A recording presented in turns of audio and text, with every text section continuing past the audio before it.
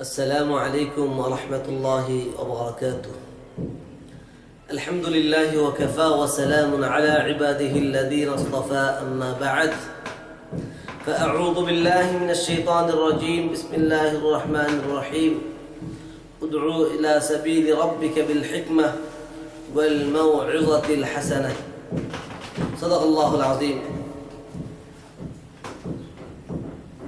আমাদের ধারাবাহিকভাবে হকের আওয়াজের পক্ষ থেকে খুতবাদের পরিবেশনায় ধারাবাহিক আলোচনা চলছিল। দাওয়াতের পদ্ধতি নিয়ে কিভাবে দাওয়াত দেব এ বিষয় নিয়ে আমাদের আলোচনা চলছিল। ইতিপূর্বে পূর্বের পর্বে আমরা মুসলমানদের মধ্যে কিভাবে দাওয়াতি কাজ করা যায় এই বিষয়ে কিছু আলোচনা হয়েছে। এই পর্যায়ে আজকের পর্বে আমরা আলোচনা করব একজন হিন্দু ভাইকে দাওয়াত দেওয়ার পদ্ধতি। একজন হিন্দু ভাইকে কেন দাওয়াত দেব, কিভাবে দাওয়াত দেব, কেন দাওয়াত দেব এই বিষয় নিয়ে আমাদের পূর্বে আলোচনা হয়েছে। আজকে আমরা বলবো একজন অমুসলিম ভাইকে কিভাবে দাওয়াত দেওয়া যায়। আমরা কয়েকটা ভাবে দাওয়াত দিতে পারি। একটা হলো কোরআন দিয়ে দাওয়াত দেব। যদি তারা কোরআন না মানে তাহলে তাদেরকে তাদের ধর্মীয় গ্রন্থ দিয়ে দাওয়াত দেব। যদি তাও তারা না মানে তাহলে যুক্তির আলোকে তাদেরকে দাওয়াত দেব। আজকের আমাদের পর্ব হলো যে একজন অমুসলিমকে কোরআন দিয়ে কিভাবে দাওয়াত দেওয়া যায়। আর কোরআনে কারীমের দাওয়াত হলো সবচেয়ে মৌজিদ, সবচেয়ে প্রভাবশালী দাওয়াত। কারণ কোরআন হলো আল্লাহ পাকের কালাম। আল্লাহ পাকের কালামের আসর প্রভাব অনেক বেশি। আমাদের সাধারণ একজন মানুষের কথায় যদি প্রভাব হয়, আমাদেরকে একজন রিক্সাওয়ালা মানুষ যদি আমাকে গালি দেয়, তার কথা আমাকে প্রভাবিত করে, আমি তাকে রিয়াকশন হয়, তাকে আমি উল্টো তাকে আমি মার দেওয়ার চেষ্টা করি, ঘুষি দেওয়ার চেষ্টা করি, প্রতিবাদ করার চেষ্টা করি, তার একটা কথা আমাকে প্রতিবাদী বানিয়ে দেয়, তাহলে একজন সাধারণ মানুষের কথা যদি আসর হয়, প্রভাব ফেলে, তাহলে আল্লাহ সুবহানাহু ওয়া তাআলা ওনার কথায় তো আরো বেশি প্রভাব ফেলবে, ওনার কথা আরো বেশি ফায়দা হবে। সমস্ত আম্বিয়া আলাইহিমুস সালাতু ওয়াস সালাম আল্লাহ পাকের কথা দিয়ে দাওয়াত দিয়েছেন। রাসূলুল্লাহ সাল্লাল্লাহু আলাইহি ওয়াসাল্লাম কোরআন দিয়ে দাওয়াত দিয়েছেন। আমাদের আদর্শ হলো লাকাদ কানা লাকুম ফি রাসূলিল্লাহি উসওয়াতুন হাসানাহ। রাসূল সাল্লাল্লাহু আলাইহি ওয়াসাল্লাম হলেন তোমাদের উত্তম আদর্শ। যেহেতু রাসূল সাল্লাল্লাহু আলাইহি ওয়াসাল্লাম কোরআন দিয়ে দাওয়াত দিয়েছেন, সাহাবায়ে কেরাম কোরআন শুনে কোরআন পড়ে মুসলমান হয়েছেন। এখন পর্যন্ত যত অমুসলিম মুসলমান হচ্ছে, অধিকাংশ অমুসলিম কোরআন পড়ে বা কোরআন বুঝে মুসলমান হচ্ছে।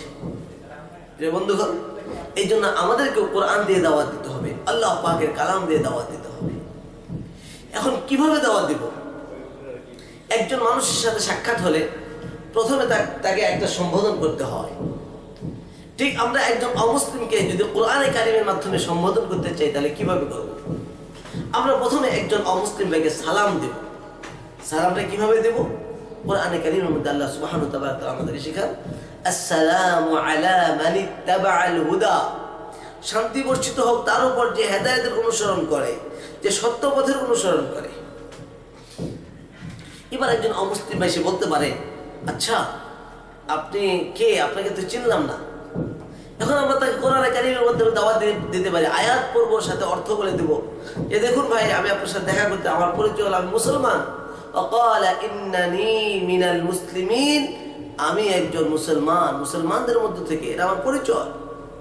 এবার তার মনে প্রশ্ন আসতে পারে, কি বল, আপনি কেন এলেন আমার কাছে? আমি একজন অমুসলিম, আমার কাছে আপনি এলেন কেন? আমরা কোরআনে কারীম দিয়ে তাকে দাওয়াত দিব, উবাল্লিগুকুম রিসালাতি রাব্বি ওয়া আনসাহু লাকুম ওয়া আ'লামু মিনাল্লাহি মা লা তা'লামুন। আমি আল্লাহ পাকের একটা বার্তা পৌঁছাইতে এসেছি।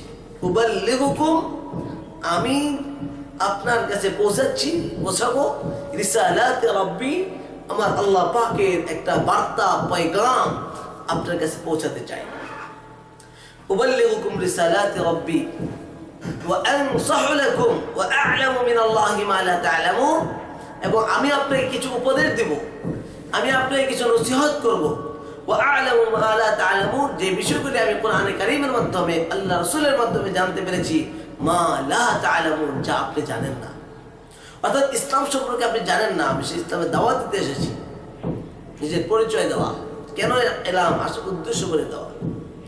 এখন সে তার মনের একটা প্রস্তাব আসতে পারে, আচ্ছা আপনি যে আমাকে উপকার করবেন, উপকার করে আপনি কি চান, কি প্রতিদান চান, কত টাকা চান, এ ধরনের একটা প্রশ্ন তার মধ্যে আসতে পারে। এই জন্য আমরা তাকে বলবো লা আসআলুকুম আলাইহি আজরা, যে আমি যে আল্লাহ পাকের কথাগুলি পয়গাম পৌঁছাবো, এর জন্য আপনার কাছে আমি কোনো প্রতিদান চাই না। লা আসআলুকুম আলাইহি আজরা। এবার বলতে পারে, আচ্ছা আপনি এবার তাহলে আমাকে কি পয়গাম পৌঁছাতে এসেছেন, কি দাওয়াত দিতে এসেছেন? তখন আমরা বলবো ইলাহুনা ওয়া ইলাহুকুম ওয়াহিদ, যে আপনার আর আমার প্রভু একজন, আপনার আর আমার মাওলা একজন। আমি আপনাকে এক আল্লাহর প্রতি ঈমান আনতে দাওয়াত দিচ্ছি, এক আল্লাহ ইবাদত উপাসনা করতে দাওয়াত দিচ্ছি। কারণ আল্লাহ পাক আমাদেরকে বলছেন, একজন অমুসলিম ভাইকে বলবো যে আল্লাহ পাক আমাদেরকে বলছেন আপনার আমার সকলের ইবাদত করার। কেন আল্লাহ বলছেন ইয়া আইয়ুহান নাস উবুদু রাব্বাকুমুল্লাযী খালাকাকুম ওয়াল্লাযীনা মিন ক্বাবলিকুম লাআল্লাকুম তাত্তাকুন। এখানে আল্লাহ সুবহানাহু ওয়া তাআলা নাস শব্দ বলছেন, আল্লাহ পাক মানুষ বলেছেন, হিন্দু খ্রিস্টান বৌদ্ধ মুসলমান সকলকে আল্লাহ পাক বলছেন, শুধু মুসলমানকে নয়। ইয়া আইয়ুহান নাস, হে মানুষ সকল, উবুদু রাব্বাকুম, তোমরা ইবাদত করো, তোমরা পূজা করো, তোমরা উপাসনা করো তোমাদের রব, তোমাদের প্রতিপালকে। আল্লাযী খালাকাকুম, যে আল্লাহ তোমাদেরকে সৃষ্টি করেছেন, ওয়াল্লাযীনা মিন ক্বাবলিকুম, যিনি তোমাদের পূর্বপুরুষদেরকে সৃষ্টি করেছেন, লাআল্লাকুম তাত্তাকুন, যাতে তোমরা আল্লাহকে ভয় করো।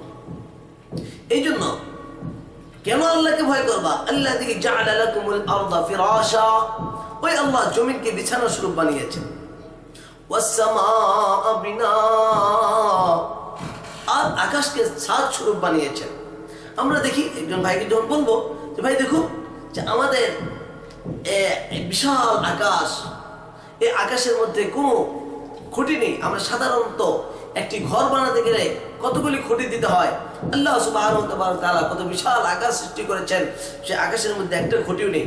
এমনকি আমরা কোনোদিন শুনিনি যে আকাশ বহুদিন পুরনো হতে হতে কোথাও জং ধরে গিয়েছে অথবা কোথাও ফাটল ধরেছে, এই কথাও আমরা কখনো শুনিনি। এর দ্বারা আল্লাহ পাক নিজে বলছেন বিগাইরি ইমাদ, আমি আকাশকে কোনো ছাদ কোনো খুঁটি ছাড়া আমি তৈরি করেছি। যেহেতু আল্লাহ পাক বলছেন যে আল্লাহর পূজা, আল্লাহর ইবাদত, আল্লাহর উপাসনা এই জন্য করতে হবে। আল্লাযী জাআলা লাকুমুল আরদা ফিরাশা, ওই আল্লাহ জমিনকে বিছানা স্বরূপ বানিয়েছেন। ওয়াস-সামাআ বিনা, আকাশকে ছাদ স্বরূপ বানিয়েছেন। আল্লাযী আনজালা মিনাস সামাই মা, ওই আল্লাহ আকাশ থেকে বৃষ্টি বর্ষণ করেন।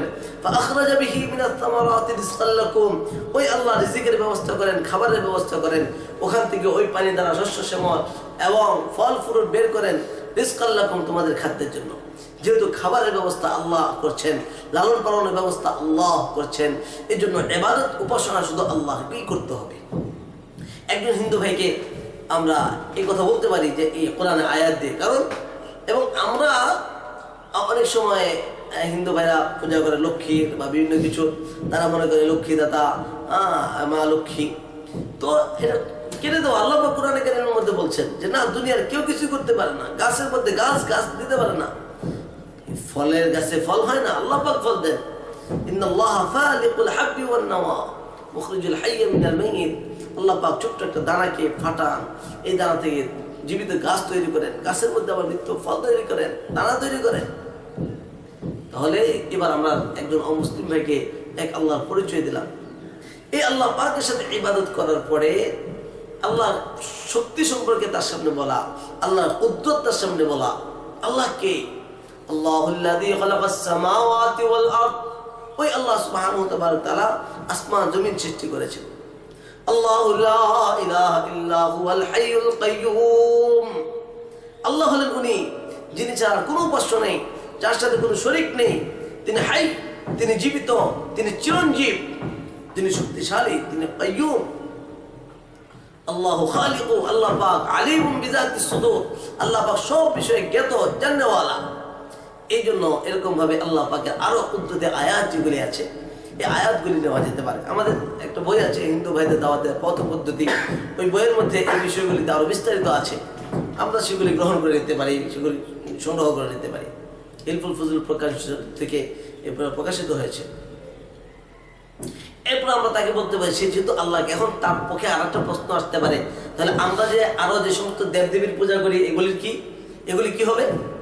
তো আল্লাহ পাক বলছেন এর হাকিকত, এর বাস্তবতা, যে তোমরা আল্লাহকে বাদ দিয়ে যাদেরকে পূজা করো, যে দুর্গার পূজা করো, দরগা পূজা করো, যে সমস্ত শিব ইত্যাদি পূজা করো, এগুলির বাস্তবতা কি? আল্লাহ পাক বলছেন ইন্নাল্লাযীনা তা'বুদুনা মিন দুনিল্লাহি ইবাদুন আমসালুকুম, যে তোমরা আল্লাহকে বাদ দিয়ে যাদেরকে তোমরা পূজা করছো, যাদের উপাসনা করছো, ইবাদুন আমসালুকুম, এগুলি ইবাদ তোমাদের মধ্যে মানুষ।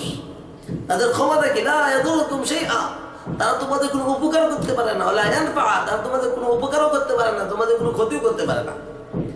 এমনকি আমার সামনে একজন, আমি যাকে প্রসাদ দিচ্ছি, আমি একজন মূর্তির সামনে প্রসাদ দিচ্ছি, সেই প্রসাদটা সে নিজে খেতে পারছে না, তার সামনে সে পোকা মাকড় মাছি খাচ্ছে, কুকুর খাচ্ছে, সে নিজেই তার খাবার হেফাজত করতে পারছে না, সে আমার কি হেফাজত করবে?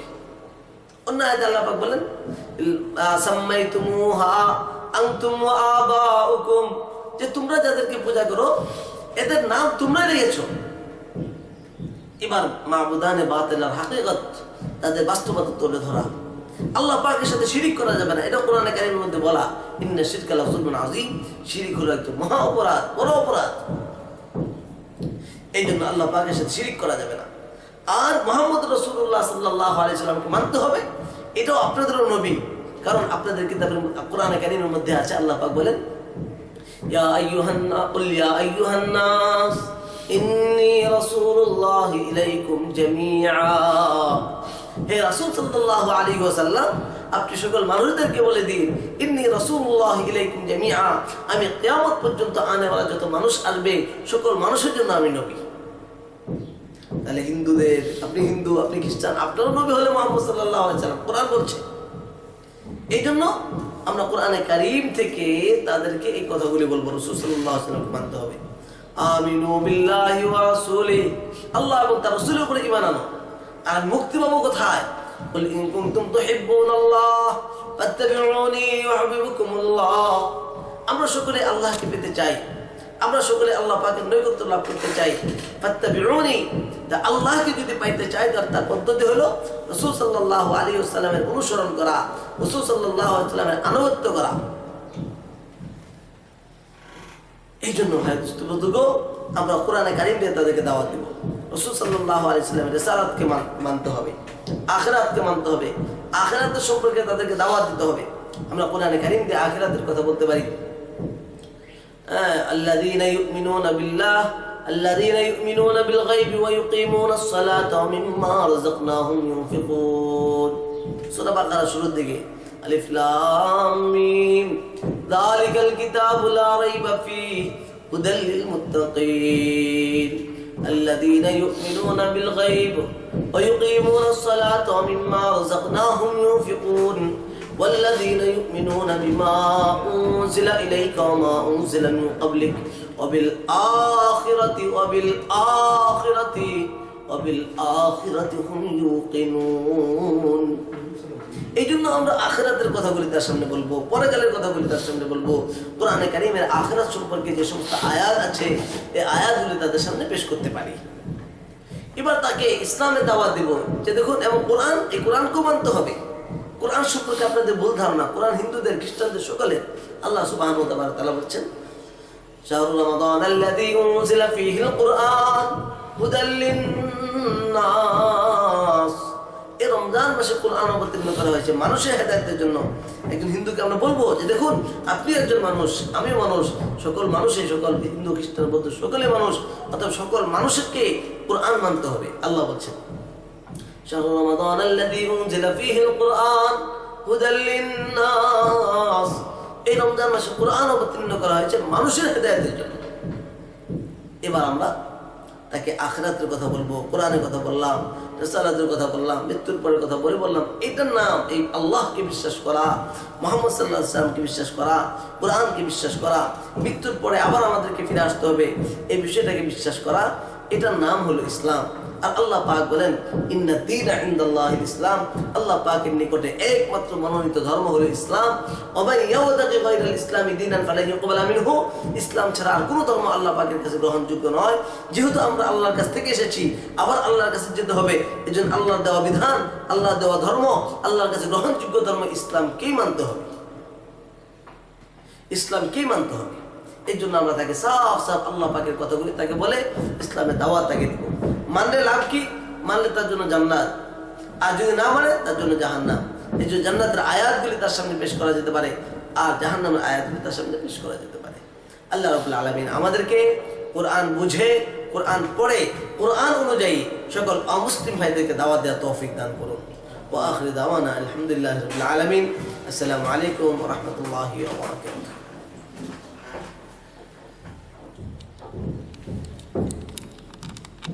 Allah